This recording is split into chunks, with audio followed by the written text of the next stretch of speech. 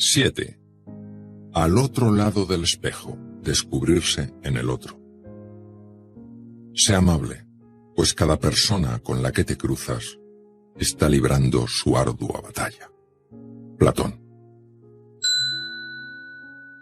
Narciso era, según la mitología griega, un pastor físicamente muy agraciado, que rechazaba con desdén a todas las muchachas que se le acercaban. Un día, al entrar en un bosque, la ninfa Eco, deslumbrada por la belleza de Narciso, se acercó a él. Pero la Oréade, castigada por la diosa Hera, para que repitiera la última palabra que dijera, fue ignorada por éste. El joven descubrió en ese bosque un estanque y se aproximó a él. Allí en la superficie del agua pudo ver un rostro, y sin caer en la cuenta de que era su propio reflejo, quedó tan prendado que quiso cogerlo con las manos. Narciso cayó al agua y, no sabiendo nadar, se ahogó en aquel estanque. El relato nos alerta sobre lo fácil que es centrarse en uno mismo y no ver más allá. Y esto es la consecuencia directa de la mente dualista que hace que nos centremos tanto en nosotros y tan poco en los demás. Al otro lado del espejo están personas como Eco, y también está una visión nueva de nosotros mismos. Todos somos en general más conscientes de lo que recibimos de los demás que de lo que les hacemos llegar. Esta forma de autoengaño, precisamente por no ser conscientes de ello, hace muy difícil que podamos cambiar. La mirada, la manera de respirar, la expresión facial, la tonalidad de la voz, los gestos y la postura están transmitiendo, sin que nos demos cuenta, cómo vemos a una persona y lo que realmente sentimos hacia ella en un momento determinado. Estamos completamente ciegos frente a lo que transmitimos y ante el impacto que esto tiene en ella. Nos es mucho más sencillo ver los efectos que vernos como causa, o al menos como causa parcial de ellos. Algunas de las consecuencias más características de esta forma de autoengaño, sobre todo cuando nos molesta la reacción de la otra persona, son: buscar activamente ampliar los defectos del otro. Dado que quien busca encuentra, enseguida le vemos bajo una percepción cada vez más negativa. Posicionarnos como víctimas y dejar de plantearnos que nosotros, tal vez, sin ser plenamente conscientes, podemos haber facilitado este desencuentro por medio de una crítica desafortunada o incluso de una determinada interpretación de algo que se nos ha dicho. Recordemos que todos tenemos heridas emocionales que se pueden activar incluso con el comentario más trivial. Dejar de ver al otro como persona y etiquetarle: es un estúpido, es un creído, es una manipuladora. Nos olvidamos que las etiquetas solo tienen aplicación con los objetos, nunca con las personas. Intentar corregir a alguien en un momento de tensión. Toda corrección es en sí misma una provocación, y solo ha de hacerse desde un corazón en paz. Y si lo que de verdad se busca es mejorar las cosas, y no vengarnos sutilmente haciendo que la otra persona se siente inferior. Por eso es muy importante observarte para ver si te ves juzgando y condenando a una persona, en lugar de rechazando sus ideas o sus acciones, que pueden perfectamente no gustarte. Todo ser humano es mucho más que sus ideas. Te ves envuelto en ese discurso interior, en el que intentas justificar tener razón y que la otra persona esté equivocada. Te sientes superior a la otra persona, tal vez te creas más importante, más inteligente, más bueno o más santo que ella. Sientes el deseo de controlar o someter a otros para que hagan lo que tú quieres. No es simplemente dar una instrucción que por su importancia ha de ser cumplida, sino que se trata de un deseo imperioso de demostrar quién es el que de verdad sabe y quién es el que de verdad manda. Ves a otro ser humano no como una persona, sino como un problema, un incordio, un obstáculo. Te posicionas en algo que crees a pies juntillas, sin intentar averiguar honestamente porque la otra persona ve las cosas de una manera diferente a ti. Buda decía que cuando nos sentimos ofendidos o provocados por alguien, es como si nos hubieran clavado un dardo. Somos, sin embargo, nosotros, con nuestra reacción de enfado, ira y frustración, los que generamos el segundo y tercer dardo, que podemos incluso clavarlo en alguno de los seres más queridos. Buda instaba a que después de ese primer dardo no hubiera un segundo o un tercero. Jesús hablaba de poner la otra mejilla. Si desarrollamos la compasión, veremos la actuación muchas veces dañina de la otra persona, pero también su confusión, su miedo y su soledad. El ejercicio de la compasión no solo está en la esencia del budismo, sino que constituye el núcleo del auténtico cristianismo. El amar a tus enemigos que repitió incesantemente Jesús nos resulta a veces irritante e imposible de seguir, porque muchos no somos capaces de ver la increíble belleza y sabiduría que encierran estas palabras. En ellas radica la clave para vivir en un mundo en paz.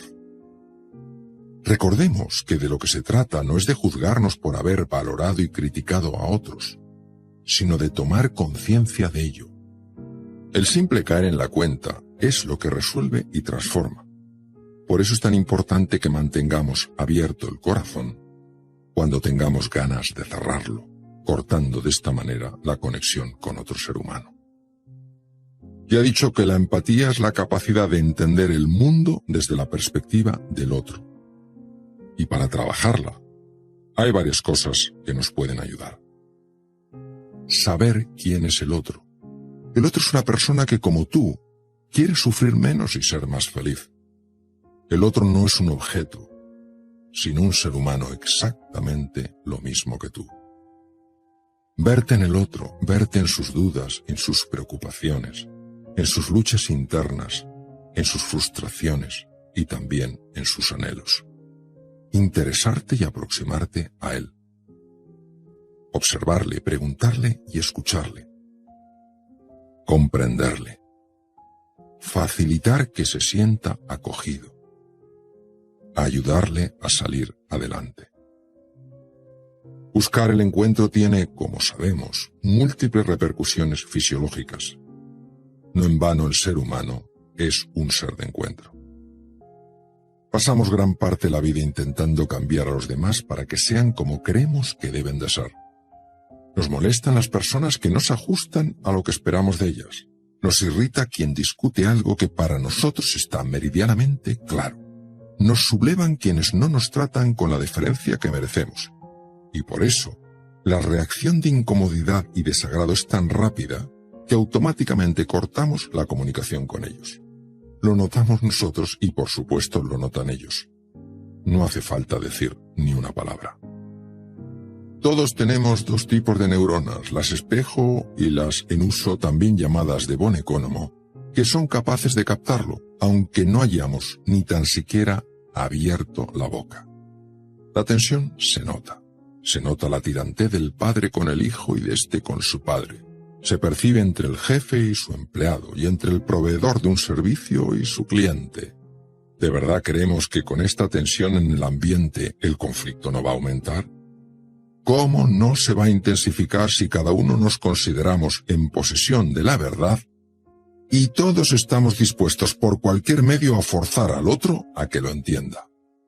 Ninguna de las dos partes podría haber reaccionado de una manera distinta porque su mente condicionada le hace a cada una percibir la misma situación de una forma radicalmente diferente. El padre ve a su hijo como un desobediente. El hijo ve a su padre como un tirano. El jefe ve al empleado como un incompetente. El empleado ve a su jefe como un incoherente. El proveedor de servicios ve a su cliente como un quisquilloso. El cliente ve al proveedor como un manipulador. Por eso, porque uno ve lo que ve con tanta claridad, le resulta incomprensible que el otro no lo vea. Y por eso también, si no lo ve por las buenas, tendrá que hacerlo por las malas. No es de extrañar que aparezca de manera tan rápida la violencia mental, la verbal e incluso la física.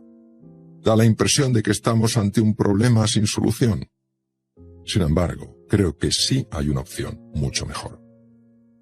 Si cada uno de nosotros estamos tan condicionados por el pasado, con todo lo que hemos vivido en él, que ante determinados estímulos no podemos reaccionar de una manera diferente a como lo hacemos, ¿cómo salir de esa ratonera, de esa trampa mental? Si yo acepto, si yo asumo que la otra persona no puede actuar de otra manera que como lo hace, tomo la misma disposición que tendría no exigiendo a un perro que se comportara como un gato o a un león como una oveja. Esta aceptación hace que inmediatamente renuncie a todo intento de cambiar a nadie, porque queda patente lo absurdo que es. Por eso nuestro corazón se mantiene en paz. Cuando alguien habla desde él, todo lo que expresa con sus gestos, con sus palabras y con sus acciones, tiene una fuerza transformadora en la otra persona. Es en esos momentos cuando ésta puede, ante respuesta tan sorprendente y tan poco esperada, elevar su nivel de conciencia y replantearse su conducta. Qué maravillosamente queda esto reflejado en la obra de Víctor Hugo, Los Miserables. Un mayor nivel de conciencia siempre va acompañado por un mayor nivel de compasión. En la vida hay veces en las que nos encontramos con la falta de agradecimiento de personas a las que hemos ayudado, o con aquellas que se apoderan de nuestras ideas y luego se llevan todas las medallas. También las hay que van provocando sin que las personas a las que provocan les hayan hecho nada. En cualquiera de estas situaciones lo normal es que sucedan en nosotros tres cosas. 1. Una reacción afectiva, ira, resentimiento, frustración, acompañada de una fisiológica, respiración agitada, taquicardia, tensión muscular, mareo. 2.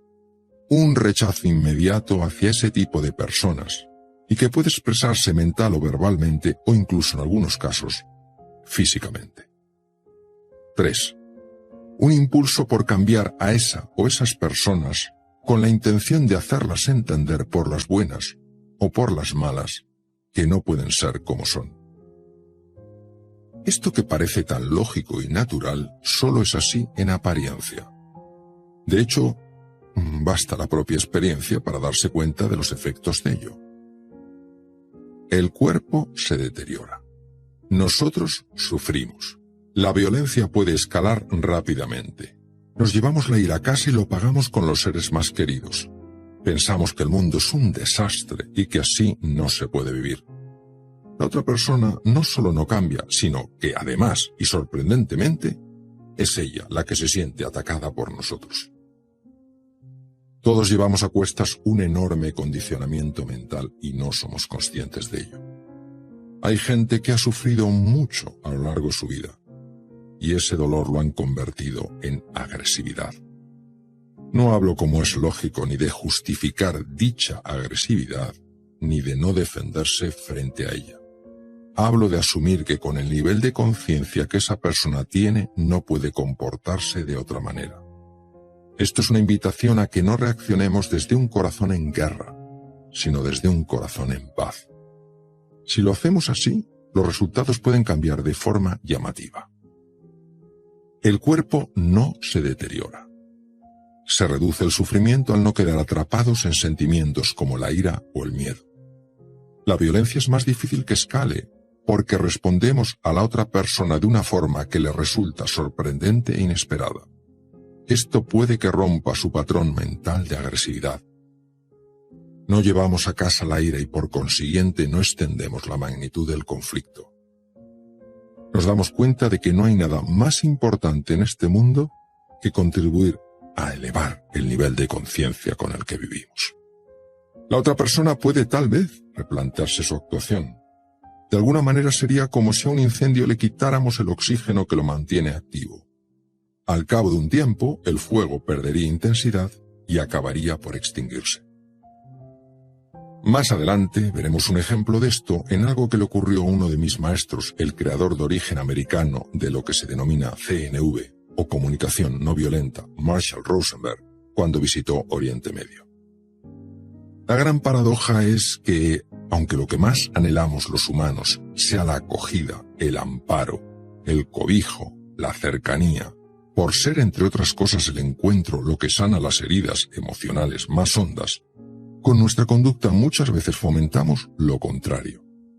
La mente dualista antes o después va a favorecer el desencuentro, mientras que el corazón va a hacer lo opuesto.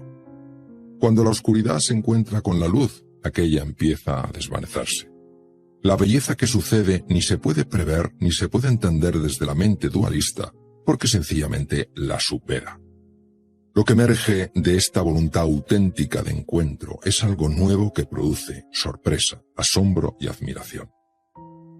Todos los seres humanos, conscientes como somos de la vulnerabilidad, de la fragilidad y de la sensación de estar a la intemperie, generamos barreras entre nosotros y entre los demás y también barreras entre nosotros y la vida.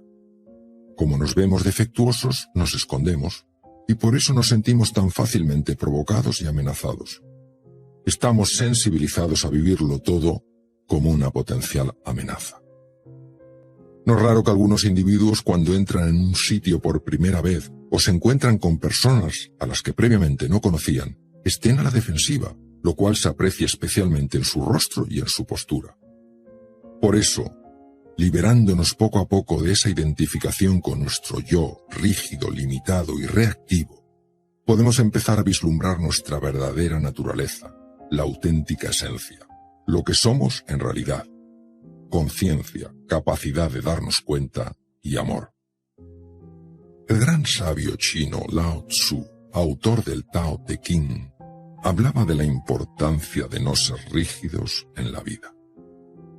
Los hombres nacen suaves y flexibles, muertos se vuelven duros y rígidos. Las plantas nacen elásticas y flexibles, muertas se convierten en secas y quebradizas. Por eso aquel que es rígido e inflexible es un discípulo de la muerte. Quien es suave y flexible es un discípulo de la vida.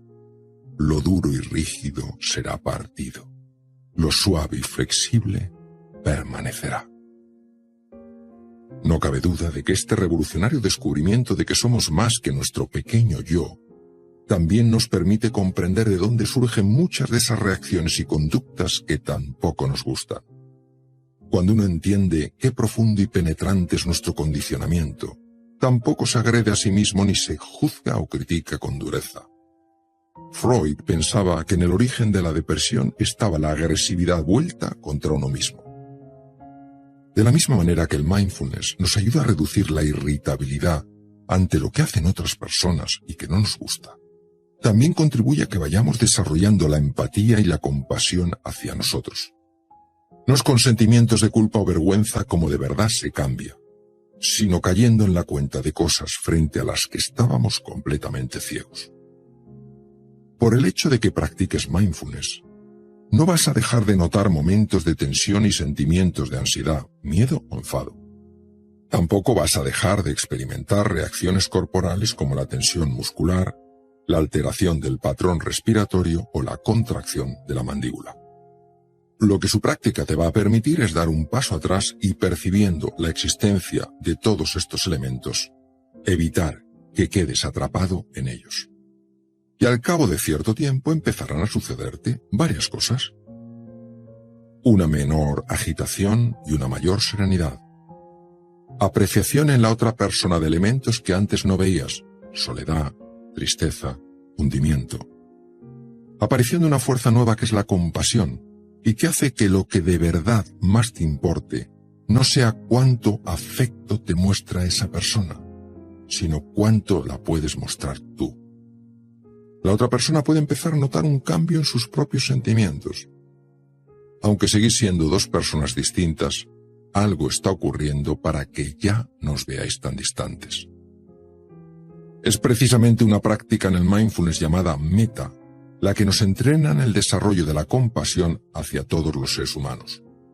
Esta favorece que algo transformador suceda con aquello que hemos vivido como provocaciones, ofensas o traiciones por parte de otras personas, y que ha dado lugar a lo largo de los años a la formación de esas cadenas y corazas emocionales que nos aprisionan al pasado.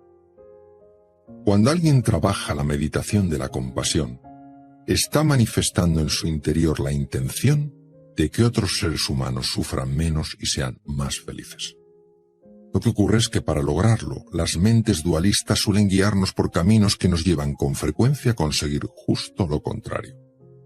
Muchas personas acaban pensando que esta es su única opción de vida, cuando para nada es así. De todas maneras, y como ya he insistido en varias ocasiones, esto es algo que nadie nos puede enseñar, sino tan solo ayudarnos a descubrir.